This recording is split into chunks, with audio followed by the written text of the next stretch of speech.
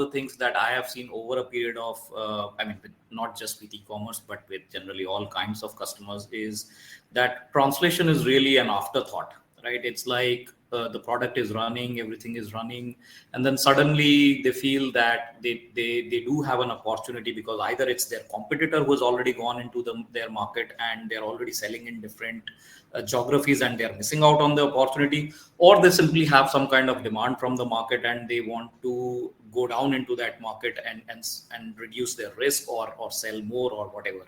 So from that point of view, do you think do you have any advice for translation projects for any of the potential customers or your existing customers who would like to hear you out on this? Localization is not an easy task. The issue comes is that a number of platforms have rate limits on their APIs, meaning that getting data in and out of their catalogs is complex, is difficult, and often because of these limits. So my advice number one is, don't trust what the vendor is telling you. Don't take it for face value what the vendor is telling you, because there may be edge cases where getting prepared to launch in different markets may not be as easy as you thought it was going to be.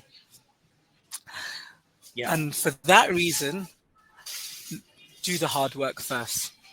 Right. First evaluate it properly before committing to a particular deadline, etc. And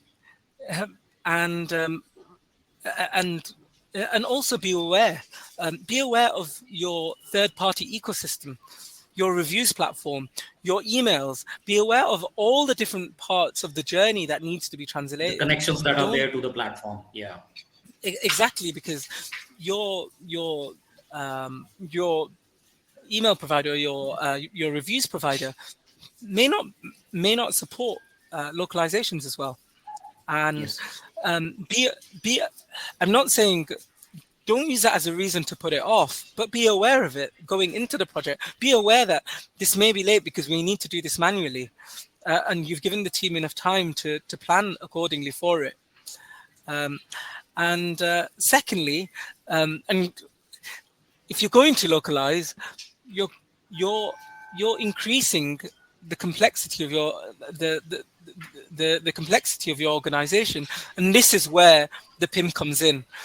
Your product managers are now going to be juggling between what are they launching in different markets. It's going to become a bit messy for them, and this is why it's really important to start putting into place that PIM platform, putting in some structure, some governance, some organization into how you manage that product information, not from a technology perspective, but just from a people and process perspective.